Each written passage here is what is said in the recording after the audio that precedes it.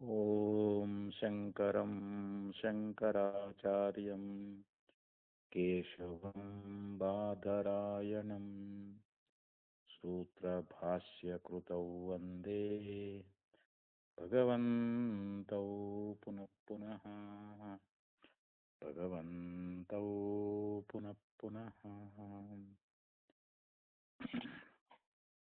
ಜಗದ್ಗುರು ಶ್ರೀಮತ್ ಶಂಕರ ಭಗವತ್ಪಾದಾಚಾರ್ಯರ ಅದ್ವೈತ ಸಾರ್ವಭೌಮಿ ಜಗದ್ಗುರು ಸಿದ್ಧಾರೂಢ ಮಹಾಸ್ವಾಮಿಗಳವರ ಜಗದ್ಗುರು ಭಾರತೀಯ ಅಪ್ಪಾಜಿಯವರ ಪವಿತ್ರ ಚರಣಾರವಿಂದಗಳಲ್ಲಿ ಅನಂತ ಕೋಟಿ ಶಿರಸಾಷ್ಟಾಂಗ ಪ್ರಣಾಮವನ್ನು ಸಲ್ಲಿಸುತ್ತೇನೆ.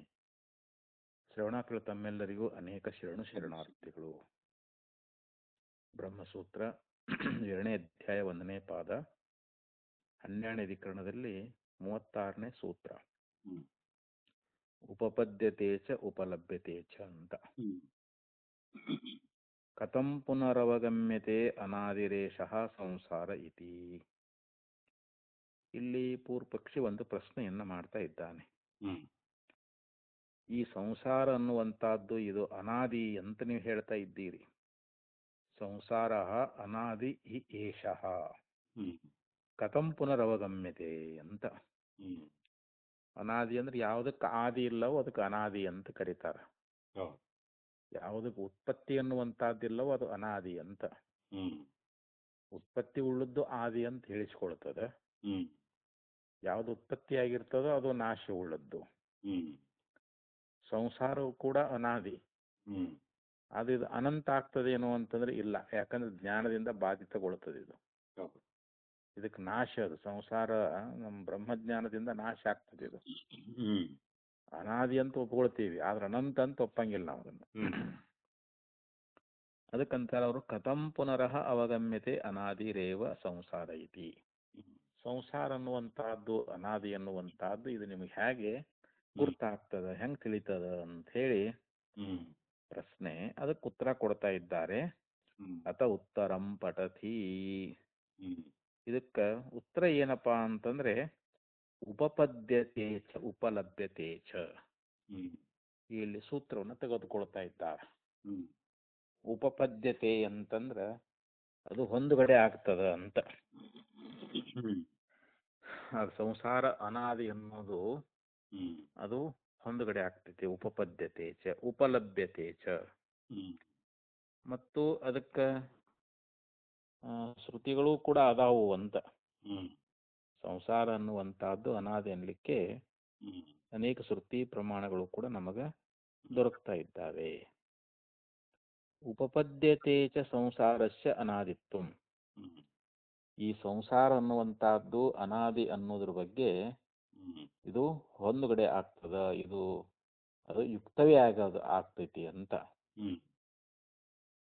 ಅದು ಹೇಗೆ ಅಂತಂದ್ರೆ ಆದಿಮತ್ವೇ ಹಿ ಸಂಸಾರಸ್ಯ ಅಕಸ್ಮಾತ್ ಉದ್ಭೂತೆ ಮುಕ್ತಾನಾಮಪಿ ಪುನಃ ಸಂಸಾರೋದ್ಭೂತ ಪ್ರಸಂಗಃ ಅಕೃತ ಅಭ್ಯಾಗಮ ಪ್ರಸಂಗಶ್ಚ.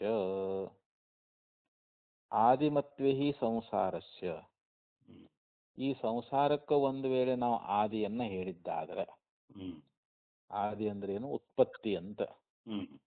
ಸಂಸಾರ ಅನ್ನುವಂಥದ್ದು ಹೊಸದಾಗಿ ಉತ್ಪತ್ತಿ ಆಗ್ತದ, ಇದಕ್ಕ ಒಂದು ಉತ್ಪತ್ತಿ ಅನ್ನುವಂಥದ್ದು ಅದ ಅಂತ ಹೇಳಿ ಈ ರೀತಿಯಾಗಿ ನಾವು ಹೇಳಿದ್ದಾದ್ರ ಅಂತ. ಅಕಸ್ಮಾತ್ ಉದ್ಭೂತೆ ಮುಕ್ತಾನಾಮಪಿ. ಯಾಕಂದ್ರೆ ಅಲ್ಲಿ ಸಂಸಾರ ಅನ್ನುವಂತಹದ್ದು ಆದಿ ಉಳ್ಳದ್ದಾಯ್ತು ಅಂತಂದ್ರೆ ಅಲ್ಲಿ ಯಾವ ಕಾರಣ ಅನ್ನುವಂತಹದ್ದು ಇಲ್ಲದೆ ಇರೋದರಿಂದ ಅಲ್ಲಿ ಮುಕ್ತರಾದವರು ಕೂಡ ಹುಟ್ಟಬೇಕಾಗ್ತದ ಅಂತ ಹೇಳ್ತಾ ಇದ್ದಾರೆ. ಯಾಕಂದ್ರೆ ಅದು ಆದಿ ಉಳ್ಳದ್ದದ. ಆದಿ ಉಳ್ಳದ್ದಾಗಿರುವುದರಿಂದ ಈ ಸಂಸಾರ ಅನ್ನುವಂತಹದ್ದು ಅಕಸ್ಮಾತ್ ಆಗಿ ಉದ್ಭೂತೆ, ಅದು ಉದ್ಭವ ಅಂದ್ರೆ ಉತ್ಪತ್ತಿ ಆದಾಗ, ಅದು ಅಂದ್ರೆ ಸಂಸಾರ ಅನ್ನುವಂತಹದ್ದು ಅಲ್ಲಿ ಯಾವ ಕಾರಣ ಇಲ್ಲದೆ ಅದು ಹುಟ್ಟಬಹುದಾದ್ದರಿಂದ ಅವಾಗಲ್ಲಿ ಮುಕ್ತಾನಾಮಪಿ ಪುನಃ ಸಂಸಾರ ಉದ್ಭೂತ ಪ್ರಸಂಗ ಉದ್ಭೂತಿ ಪ್ರಸಂಗ ಅಂತ ಹೇಳ್ತಾರೆ. ಮುಕ್ತರಾಗಿರ್ತಕ್ಕಂಥವ್ರು ಕೂಡ, ಜ್ಞಾನಿಗಳು ಕೂಡ, ಅವ್ರೇನು ವಿದೇಹ ಕೈವಲ್ಯ ಹೊಂದಿರ್ತಾರಲ್ಲ ಅವರು ಪುನಃ ಈ ಸೃಷ್ಟಿ ಆಗೋದ್ರೊಳಗ ಅವರು ಕೂಡ ಈ ಸಂಸಾರದಲ್ಲಿ ಪುನಃ ಹುಟ್ಟಿ ಬರುವಂತ ಪ್ರಸಂಗ ಬರ್ತದ ಅಂತ ಹೇಳ್ತಾರೆ. ಮುಕ್ತರಾಗಿರ್ತಕ್ಕಂಥವ್ರು ಮತ್ತೆ ಹುಟ್ಟಿ ಬರೋದಿಲ್ಲ. ಯಾಕಂದ್ರೆ ನಸ ಪುನರಾವರ್ತತೆ ಅಂತ ಶ್ರುತಿ ಹೇಳ್ತದೆ. ಒಮ್ಮೆ ಬ್ರಹ್ಮಜ್ಞಾನಿ ದೇಹ ಬಿಟ್ಟ ಅಂತಂದ್ರೆ ಮರಳಿ ಅವನು ಜನ್ಮವನ್ನು ಎತ್ತುತ್ತಾನೇನು? ಅವನಿಗೆ ಮತ್ತೆ ಜನ್ಮ ಅದಾವೇನು ಅಂತಂದ್ರೆ ಇಲ್ಲ. ಯಾಕಂದ್ರೆ ಅದು ಶ್ರುತಿ ಅನ್ನುವಂತಹದ್ದು ಆ ರೀತಿಯಾಗಿ ಅದು ಬೋಧ ಮಾಡ್ಕೊಂಡು ಬಂದದ ಅಂತ. ಆದ್ರೆ ಇಲ್ಲಿ ನಾವು ಪ್ರಪಂಚಕ್ಕ ಸಂಸಾರಕ್ಕೆ ಆದಿ ಎನ್ನುವಂತಹದ್ದು ಅದ ಅಂತ ನಾವು ಒಪ್ಪಿಕೊಂಡಿದ್ದಾದ್ರೆ ಅವಾಗ ಪುನಃ ಸೃಷ್ಟಿಯಾಗುವಾಗಿ ಜಗತ್ತನ್ನುವಂತಹದ್ದು ಸೃಷ್ಟಿಯಾಗುವಂತ ಸಂದರ್ಭದಲ್ಲಿ ಮುಕ್ತರು ಕೂಡ ಅವಾಗ ಏನಾಗ್ಬೇಕಾಕೈತಿ, ಇಲ್ಲಿ ಅವರು ಹುಟ್ಟುವಂತ ಪ್ರಸಂಗ ಬರ್ತದ ಅಂತ. ಅಕೃತ ಅಭ್ಯಾಗಮ ಪ್ರಸಂಗಶ್ಚ. ಅಕೃತ ಅಂತಂದ್ರೇನು? ಯಾವುದೇ ಕರ್ಮ ಮಾಡದೇ ಇದ್ದು ಅದನ್ನ ಅಭ್ಯಾಗಮ ಪ್ರಸಂಗಶ್ಚ ಅಂದ್ರೆ ಕರ್ಮವನ್ನ ಮಾಡದೆ ಅದರ ಫಲ ಅನ್ನುವಂತಹದ್ದನ್ನ ಅನುಭವಿಸುವಂತ ಪ್ರಸಂಗ ಅಂತ. ಯಾಕಂದ್ರೆ ಹಿಂದೆ ಇದು ಹೊಸದಾಗಿ ಸೃಷ್ಟಿ ಆಗಕತ್ತೈತಿ ಅಂತ ನಾವು ಒಪ್ಕೊಂಡಿತ್ತಾದ್ರ, ಈ ಸಂಸಾರಕ್ಕೆ ಆದಿಯನ್ನ ಹೇಳಿದ್ದಾದ್ರ ಈಗ ಮಾಡದೇ ಇರ್ತಕ್ಕಂತ ಕರ್ಮದ ಫಲ ಅನ್ನುವಂತಹದ್ದು ಬರುವಂತ ಪ್ರಸಂಗ ಬರ್ತದ ಅಂತ ಹೇಳ್ತಾ ಇದ್ದಾರೆ. ಯಾಕಂದ್ರೆ ನಾವು ಕರ್ಮ ಮಾಡಿ ಅದರ ಫಲ ಅನುಭವಿಸ್ಬೇಕು ಲೋಕದೊಳಗ. ಯಾಕಂದ್ರೆ ಇವು ಹಿಂದ ಮತ್ತ ಸಂಸಾರ ಅನಾದಿ ಅಂತಂದ್ರೆ ಒಪ್ಕೊಳ್ತೈತಿ, ಅದು ಹೊಂತೈತಿ. ಈಗ ಅದು ನಾವು ಒಂದ್ ವೇಳೆ ಆದಿ ಉಳದ್ದು ಅಂತ ನಾವು ಒಪ್ಕೊಂಡೇವಂತಂದ್ರ ಮತ್ ಹಿಂದೆ ಜನ್ಮಗಳೇ ಇಲ್ಲಲ್ರ. ಅವಾಗ ಜನ್ಮಗಳು ಇಲ್ಲದೆ ಇರುವುದರಿಂದ ಮಾಡದೇ ಇರ್ತಕ್ಕಂತ ಒಂದು ಕರ್ಮ ಅದರ ಫಲವನ್ನ ಅನುಭವಿಸುವಂತ ಒಂದು ಪ್ರಸಂಗ ಅನ್ನುವಂತಹದ್ದು ಬರ್ಬೇಕಾಗ್ತದ ಅಂತ ಹೇಳಿ ಈ ರೀತಿಯಾಗಿ ಇಲ್ಲಿ ಹೇಳ್ತಾ ಇದ್ದಾರೆ, ಆಚಾರ್ಯರು ಉಪದೇಶ ಮಾಡ್ತಾ ಇದ್ದಾರೆ. ಸುಖ ದುಃಖಾದಿ ವೈಷಮ್ಯಸ್ಯ ನಿರ್ನಿಮಿತ್ತತ್ವಾತ್. ಮತ್ತಿಲ್ಲಿ ಸುಖ ಮತ್ತು ದುಃಖಗಳು ಈ ಸಂಸಾರದಲ್ಲಿ ನಮಗೆ ಬರ್ತಾ ಇದಾವಲ್ರಿ, ಇವುಗಳಿಗೂ ಕೂಡ ಯಾವುದೇ ಒಂದು ನಿಮಿತ್ತ ಅನ್ನುವಂತಹದ್ದು ಇಲ್ಲದೆ.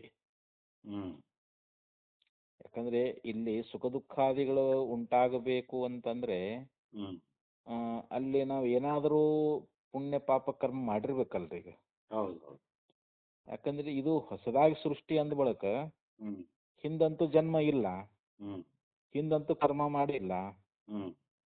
ಆದ್ದರಿಂದ ಇಲ್ಲಿ ಸುಖ ದುಃಖಾದಿ ವೈಷಮ್ಯಸ್ಯ ನಿರ್ನಿಮಿತ್ತತ್ವಾತ್ ಅಂದ್ರೆ ಇಲ್ಲಿ ಯಾವುದೇ ಒಂದು ನಿಮಿತ್ತ ಅನ್ನುವಂತಹದ್ದು ಇಲ್ಲದೆ ಅಂತ. ಯಾವ ನಿಮಿತ್ತವೂ ಇಲ್ಲ ಅಂತ ಆಗ್ತದೆ. ಇಲ್ಲಿ ಸುಖ ದುಃಖಾದಿಗಳ ಒಂದು ವಿಚಿತ್ರ ರೂಪವಾಗಿರ್ತಕ್ಕಂಥದ್ದು ಇಲ್ಲಿ ನಮಗ ತೋರ್ಬೇಕಾಗಿತ್ತು ಅಂತಂದ್ರೆ ಅದು ಯಾವುದೇ ನಿಮಿತ್ತ ಅನ್ನುವಂತಹದ್ದು ಇಲ್ಲ ಅಂತ ನಾವು ಹೇಳ್ಬೇಕಾಗ್ತೈತಿ ಅಂತ. ನಚ ಈಶ್ವರೋ ವೈಷಮ್ಯ ಹೇತು ಇತ್ಯುಕ್ತಂ. ಆದ್ದರಿಂದ ಇಲ್ಲಿ ಈಶ್ವರ ವೈಷಮ್ಯಕ್ಕೆ ಕಾರಣ ಅಲ್ಲ ಅಂತ ಹೇಳ್ತಾ ಇದ್ದಾರೆ.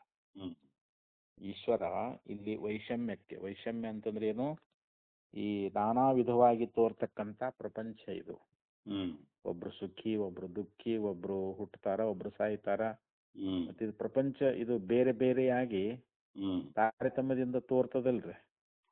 ದೇವತೆಗಳು ಉತ್ಕೃಷ್ಟರು, ಮಾನವರು ಮಧ್ಯಮರು, ಪಶು ಪಕ್ಷಿ ಕ್ರಿಮಿ ಕೀಟಾದಿಗಳು ಇವು ಕನಿಷ್ಠರು ಅಂತ ಹೇಳಿ ಹಿಂಗ್ ಈ ವೈಷಮ್ಯ ಅನ್ನುವಂತಹದ್ದು ಇದು ಈಶ್ವರನಿಗೆ ಇಲ್ಲ ಅಂತ. ನಚ ಈಶ್ವರೋ ವೈಷಮ್ಯ ಹೇತು ಇತ್ಯುಕ್ತಂ. ನಚ ಅವಿದ್ಯಾ ಕೇವಲ ವೈಷಮ್ಯಸ್ಯ ಕಾರಣಂ. ಇನ್ನ ಅವಿದ್ಯೆ ಅನ್ನುವಂತಹದ್ದು ಇದು ಒಂದೇ, ಇದು ಏನಾಗುದಿಲ್ಲ ಅಂತಂದ್ರೆ ಕೇವಲ ವೈಷಮ್ಯಸ್ಯ ಕಾರಣಂ. ವೈಷಮ್ಯ ಅಂತಂದ್ರೆ ಏನು? ಈ ಜಗತ್ತು ವಿವಿಧವಾಗಿ ತೋರ್ಲಿಕ್ಕೆ ಕೇವಲ ಒಂದು ಅವಿದ್ಯೆ ಅನ್ನುವಂತಹದ್ದು ಕೂಡ ಕಾರಣ ಅಲ್ಲ ಅಂತ. ಅವಿದ್ಯೆ ಕಾರಣ ಅಂತ ಹೇಳ್ರಿ ಅಂತಂದ್ರೆ ಇಲ್ಲ. ಈ ವೈಷಮ್ಯಕ್ಕೆ ಅಂದ್ರೆ ವಿಚಿತ್ರವಾಗಿರ್ತಕ್ಕಂಥ ಈ ಪ್ರಪಂಚ ಭೇದಾಕಾರವಾಗಿ ತೋರ್ಬೇಕಾಗಿತ್ತು ಅಂತಂದ್ರೆ ಇದಕ್ಕೆ ಕೇವಲ ಅವಿದ್ಯೆಯೂ ಕೂಡ ಕಾರಣ ಆಗುವುದಿಲ್ಲ ಅಂತ ಹೇಳ್ತಾರೆ. ಯಾಕಂದ್ರೆ ಏಕರೂಪತ್ವಾತ್, ಇದು ಅವಿದ್ಯೆ ಒಂದೇ ರೂಪವಾಗಿ ಐತಿ ಅಂತ. ಅದು ಒಂದೇ ರೂಪವಾಗಿರುವುದರಿಂದ ಆ ಅವಿದ್ಯೆ ಎನ್ನುವಂತಹದ್ದು ಈ ಜಗದ್ವೈಚಿತ್ರ್ಯಕ್ಕೆ ಅದು ಕಾರಣ ಆಗುವುದಿಲ್ಲ ಅಂತ ಆಚಾರ್ಯ ಹೇಳಿದ್ರು. ಈಗ ಇನ್ನು ರಾಗಾದಿ ಕ್ಲೇಶ ವಾಸನಾಕ್ಷಿಪ್ತ ಕರ್ಮಾಪೇಕ್ಷಾತು ಅವಿದ್ಯಾ ವೈಷಮ್ಯಕರಿ ಸ್ಯಾತ್. ಈಗ ನೋಡ್ರಿ, ಲೋಕದೊಳಗೆ ನಾವು ಯಾವುದೇ ಕರ್ಮಗಳನ್ನ ಮಾಡಬೇಕಾಗಿತ್ತು ಅಂತಂದ್ರೆ ರಾಗಾದಿಗಳು ಇರಬೇಕು ನಮಗೆ. ಅವಿದ್ಯೆ, ಅಸ್ಮಿತೆ, ರಾಗ, ದ್ವೇಷ, ಅಭಿನಿವೇಶ ಅಂತೇಳಿ ಪಂಚಕ್ಲೇಶಗಳು ಅಂತ ಬರ್ತಾ ಇದ್ದಾವೆ. ಇಲ್ಲಿ ರಾಗಾದಿ ಕ್ಲೇಶ ವಾಸನಾ ಕ್ಷಿಪ್ತ ಅಂತ ಹೇಳಿದ್ರು. ಈ ರಾಗ ದ್ವೇಷ ಮೊದಲಾಗಿರ್ತಕ್ಕಂಥ ಇವು ವಾಸನೆಯಿಂದ ಅಲ್ಲಿ ಆಕ್ಷಿಪ್ತವಾಗಿರ್ತಕ್ಕಂಥ ಒಂದು ಕರ್ಮದ ಅಪೇಕ್ಷೆ ಉಳ್ಳದ್ದಾಗಿ ಅಲ್ಲಿ ಅವಿದ್ಯೆ ಅನ್ನುವಂತಹದ್ದು ವೈಷಮ್ಯಕ್ಕೆ ಕಾರಣ ಆಗಬಹುದು ಅಂತ ಹೇಳ್ತಾ ಇದ್ದಾರೆ. ಯಾಕಂದ್ರೆ ಮನುಷ್ಯನಲ್ಲಿ ರಾಗದ್ವೇಷಗಳು ಉಂಟಾಗಬೇಕಾದ್ರೆ ಅವಿದ್ಯೆ ಇರಬೇಕು. ಅವಿದ್ಯೆ ಮೂಲಕವಾಗಿ ರಾಗದ್ವೇಷಗಳು ಉಂಟಾಗ್ತಾ ಇದ್ದಾವೆ. ರಾಗದ್ವೇಷಗಳಿಂದಲೇ ಕರ್ಮಗಳು ಜರುಗ್ತಾ ಇದ್ದಾವೆ. ಮನುಷ್ಯನೇ ರಾಗ ಅಂದ್ರೆ ಏನು? ಇಚ್ಛಾ. ಯಾವುದಾದರೂ ಭೋಗಗಳ ಇಚ್ಛಾ ಅನ್ನುವಂಥದ್ದು ಅವನಿಗಿತ್ತು ಅಂತಂದ್ರೆ ಅದಕ್ಕೆ ಸಾಧನವಾಗಿರ್ತಕ್ಕಂಥ ಕರ್ಮಗಳನ್ನು ಮಾಡ್ತಾನ. ಮತ್ತು ದ್ವೇಷಾದಿಗಳಿಂದ ಅವನಿಗೆ ದುಃಖ ಅನ್ನುವಂತಹದ್ದಾಗ್ತದೆ. ಹಿಂಗ ಈ ಸುಖ ದುಃಖಗಳಿಗೆ ರಾಗದ್ವೇಷಗಳೇ ಕಾರಣ ಅಂತ. ಆದ್ದರಿಂದ ಅವುಗಳು ವೈಷಮ್ಯಕ್ಕೆ ಕಾರಣ ಅಂತ ಹೇಳಿ ಈ ರೀತಿ ಅವಿದ್ಯೆ ಅನ್ನುವಂತಹದ್ದು ಪರಂಪರವಾಗಿ ಕಾರಣ ಆಗಬಹುದು. ಆದ್ರೆ ನೇರವಾಗಿ ಅವಿದ್ಯೆ ಅನ್ನುವಂತಹದ್ದು ಈ ವೈಷಮ್ಯಕ್ಕೆ ಕಾರಣ ಆಗುವುದಿಲ್ಲ ಅಂತ ಹೇಳಿ ಇಲ್ಲಿ ನಮಗೆ ಆಚಾರ್ಯ ತಿಳಿಸ್ಕೊಂಡು ಬಂದರು. ನಚ ಅವಿದ್ಯಾ ಕೇವಲ ವೈಷಮ್ಯಸ್ಯ ಕಾರಣ ಏಕರೂಪತ್ವಾತ್ ರಾಗಾದಿ ಆಕ್ಷಿಪ್ತ ರಾಗಾದಿ ಕ್ಲೇಶ ವಾಸನ ಅಂತ ಹೇಳ್ತಾರೆ. ರಾಗ ದ್ವೇಷಾದಿ ಮೊದಲಾಗಿರತಕ್ಕಂತ ವಾಸನೆಗಳೇನದಾವಲ್ಲ ಅವುಗಳಿಂದ ಆಕ್ಷಿಪ್ತ ಅಂತ ಅದರಿಂದ ಕೂಡಿಕೊಂಡು ಅಂತಲ್ಲಿ ಆ ಒಂದು ಕರ್ಮದ ಅಪೇಕ್ಷೆ ಕರ್ಮಾಪೇಕ್ಷಾತು ಅವಿದ್ಯಾ ವೈಷಮ್ಯಕರಿ ಸ್ಯಾತ್. ಇಲ್ಲಿ ಅವಿದ್ಯೆ ಅನ್ನುವಂತಹದ್ದು ರಾಗಾದಿ ಒಂದು ಕ್ಲೇಶಗಳ ವಾಸನಾ ಮೂಲಕವಾಗಿ ಅಲ್ಲಿ ಅದು ಅಕ್ಷಿಪ್ತವಾಗಿರ್ತಕ್ಕಂಥ ಒಂದು ಕರ್ಮದ ಅಪೇಕ್ಷೆ ಉಳ್ಳದ್ದಾಗಿ ಅದು ಈ ವೈಷಮ್ಯಕ್ಕೆ ಕಾರಣ ಆಗಬಹುದು ಅಂತ ಹೇಳ್ತಾ ಇದ್ದಾರೆ ಇಲ್ಲಿ. ಅದೇ ಇಲ್ಲಿ ಪರಂಪರಾ ಮೂಲಕವಾಗಿ ಅಂತ. ಅವಿದ್ಯೆಯಿಂದ ರಾಗದ್ವೇಷ, ರಾಗದ್ವೇಷದಿಂದ ಕರ್ಮ, ಕರ್ಮದಿಂದ ಈ ಪ್ರಪಂಚ ಅಂತ ನಾನಾ ವಿಧವಾಗಿರ್ತಕ್ಕಂಥ ಪ್ರಪಂಚ ಸೃಷ್ಟಿ ಆಗ್ತದಂತ ಹಿಂಗೆ ಹೇಳ್ಬೋದು ಅಂತ.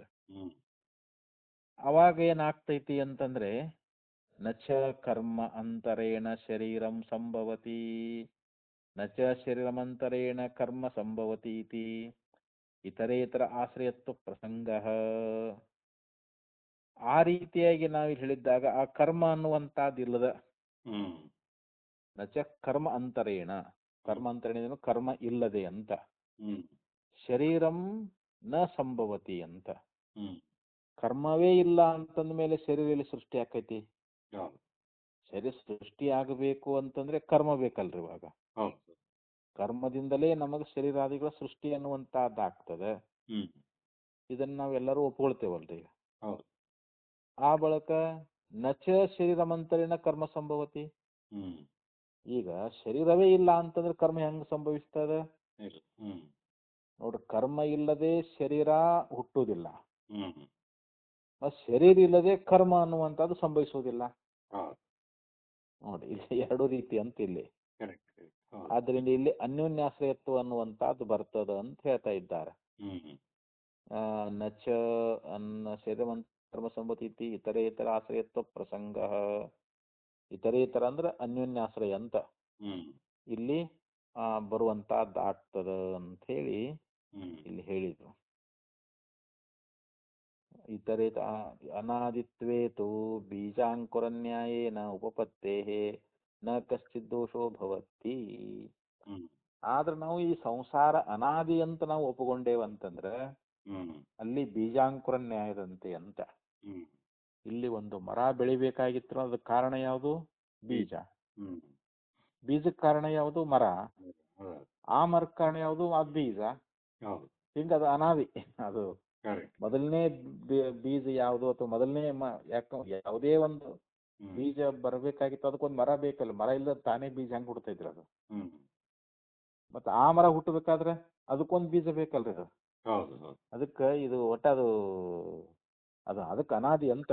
ಅನಾದಿ ಅಂತಂದ್ರೆ ಏನು, ಪ್ರಪಂಚ ಏನು ಉತ್ಪತ್ತಿ ಆಗೈತಲ್ರಿ ಇದು ಪೂರ್ವಕಲ್ಪದಲ್ಲಿ ಇದ್ದದ್ದ ಅಂತಿದು. ಹೌದೌದು. ಅಂದ್ರೆ ಬರೇ ಪ್ರಳಯ ಕಾಲದೊಳಗೆ ಲಯ ಆಯಿತು ಅಂತಂದ್ರೆ ಅದು ಹೊಸದಾಗಿ ಹುಟ್ಟುದಲ್ಲ, ಹಿಂದೆ ಇದ್ದದ್ದನೇ ಅದು ಅವ್ಯಕ್ತ ರೂಪವಾಗಿ ಬ್ರಹ್ಮದಲ್ಲಿತ್ತು. ಈಗ ಅದು ವ್ಯಕ್ತವಾಗಿ ನಮಗ ಆ ಪ್ರಪಂಚ ಅನ್ನುವಂತಹದ್ದು ಈಗ ಸೃಷ್ಟಿ ಕಾಲದಲ್ಲಿ ಅದು ನಮಗೆ ತೋರ್ಲಿಕ್ಕತ್ತದ ಅಂತ. ಯಾಕಂದ್ರೆ ಈ ಸಂಸಾರ ಅನಾದಿಯಾಗಿರುವುದರಿಂದ ಇದು ಕಾರಣ ಇಲ್ಲದೆ ಹುಟ್ಟುವುದಿಲ್ಲ. ಕಾರಣ ಇಲ್ಲದೆ ಹುಟ್ಟುವುದೆಂಬ ದೋಷ ಅನ್ನುವಂತಹದ್ದಿಲ್ಲ ಅಂತ ಹೇಳ್ತಾರೆ. ನಾವು ಸಂಸಾರ ಅನಾದಿ ಅಂತ ಒಪ್ಪಿಕೊಂಡಾಗ ಇದು ಕಾರಣ ಇಲ್ಲದೆ ಈ ಸಂಸಾರ ಹುಟ್ಟುದಿಲ್ಲ ಅಂತೇನೋ ಒಂದು ದೋಷ ಬಂದಿತ್ತಲ್ರಿ ಈಗ, ಆ ದೋಷ ಬರಂಗಿಲ್ಲ ಅಂತ. ಸಂಸಾರ ಅನಾದಿ. ಯಾಕಂದ್ರೆ ಈ ಪ್ರಳಯಕ್ಕಿಂತಲೂ ಮುಂಚೆ ಸಂಸಾರ ಇದ್ದದ್ದ, ಪ್ರಳಯ ಕಾಲದಲ್ಲಿ ಕೂಡ ಅವ್ಯಕ್ತ ರೂಪದಿಂದ ಅದ. ಮತ್ತೆ ಸೃಷ್ಟಿ ಪುನಃ ಸೃಷ್ಟಿಯೊಳಗನು ಕೂಡ ಅದು ಈಗ ಹೊರಗೆ ತೋರೈತಿ ಅಂತದು, ಅದು ಉತ್ಪತ್ತಿ ಆಗೈತಿ ಅಂತ ಹೇಳ್ತಾ ಇದ್ದಾರೆ. ಆದ್ದರಿಂದ ಇಲ್ಲಿ ಸಂಸಾರ ಅನ್ನುವಂತಹದ್ದು ಕಾರಣ ಇಲ್ಲದೆ ಅದು ಹುಡ್ತದನ್ನುವಂತ ಇಲ್ಲಿ ದೋಷ ಅನ್ನುವಂತಹದ್ದು ಬರಂಗಿಲ್ಲ. ಯಾಕಂದ್ರೆ ಸಂಸಾರ ಅನಾದಿ ಅದಂತ. ಇನ್ನ ಮುಕ್ತರು ಪುನರ್ಸೃಷ್ಟಿಯಲ್ಲಿ ಹುಟ್ಟಿ ಬರ್ತಾರೆ ಅಂತ ಹೇಳಿ ಒಂದು ಆಕ್ಷೇಪ ಮಾಡಿದ್ರಲ್ರಿ ಅವರು. ಸಂಸಾರಕ್ಕೆ ನಾವು ಆದಿ ಅಂತ ಹೇಳಿದ್ದಾದ್ರೆ ಅಲ್ಲಿ ಮುಕ್ತರು ಕೂಡ ಹುಟ್ಟಿ ಬರ್ಬೋದಲ್ಲ ಅಂತ ಹೇಳಿದ್ರಲ್ಲ, ಅದು ದೋಷ ಇಲ್ಲ ಅಂತಾರೆ. ಯಾಕಂದ್ರೆ ಈ ಅವಿದ್ಯೆ ಅನ್ನುವಂತಹದ್ದು ಅವರು ನಾಶ ಮಾಡ್ಕೊಂಡ್ ಬಿಟ್ಟಾರ. ಅವರು ಬ್ರಹ್ಮಜ್ಞಾನದಿಂದ ಅವಿದ್ಯೆ ನಷ್ಟ ಆಗಿ ಹೋಗ್ಬಿಟ್ಟದ. ಹೀಗಾಗಿ ಅವರಿಗೆ ಪುನಃ ಅವ್ರು ಹುಟ್ಟಿ ಬರೋದಿಲ್ಲ ಅಂತ ಅವರು. ಯಾಕಂದ್ರೆ ಅವ್ರ ಕರ್ಮ ಇಲ್ಲ ಅವರಿಗೆ. ಕರ್ಮ ಅನ್ನುವಂತಹದ್ದು ಇದು ಜ್ಞಾನಾಗ್ನಿ ಸರ್ವಕರ್ಮಾಣಿ. ಜ್ಞಾನ ಅನ್ನುವಂತ ಅಗ್ನಿ ಅವ್ರ ಕರ್ಮ ಸುಟ್ಟು ಹಾಕಿಬಿಟ್ಟದ ಅವ್ರದ್ದು. ಹೀಗಾಗಿ ಅವ್ರ ಅವಿದ್ಯೆ ನಾಶ ಆಗಿ ಹೋಗ್ಬಿಟ್ಟತಿ. ಇವಾಗ ವಿದ್ಯೆಯಿಂದ ಅವಿದ್ಯೆ ನಾಶ ಆಗ್ತದ್ರಿ. ಅವಿದ್ಯಾ ನಾಶ ಆಯ್ತು ಅಂತಂದ್ರೆ ಅದನ್ನ ಆಶ್ರಯ ಮಾಡಿಕೊಂಡಿರ್ತಕ್ಕಂಥ ಕರ್ಮಗಳು ಕೂಡ ಅವು ನಾಶ ಆಗಿ ಹೋಗ್ಬಿಡ್ತಾವು ಅಂತ. ಆದ್ದರಿಂದ ಇಲ್ಲಿ ಅವರು ಪುನಃ ಹುಟ್ಟಿ ಬರ್ಲಾರರು. ಇನ್ನ ಈ ಕರ್ಮಗಳ ಪರಂಪರೆ ಅನ್ನುವಂತ ಇದ್ದೇ ಇರ್ತದೆ. ಇದು ಹಿಂದಿನ ಕಲ್ಪದಲ್ಲಿ ಇತ್ತು, ಪ್ರಳಯ ಆದ ಮೇಲಿನೂ ಕೂಡ ಅದು ಬ್ರಹ್ಮದೊಳಗೆ ಅಭೇದ ರೂಪವಾಗಿತ್ತದು, ಅವ್ಯಕ್ತ ರೂಪವಾಗಿತ್ತದು. ಮುಂದೆ ಪುನರ್ಸೃಷ್ಟಿಯಲ್ಲಿ ಆ ಕರ್ಮದ ಒಂದು ಅಪೇಕ್ಷೆ ಇಟ್ಕೊಂಡೇ ಇಲ್ಲಿ ಸೃಷ್ಟಿ ಮಾಡ್ತಾನಲ್ಲ ಪರಮಾತ್ಮ.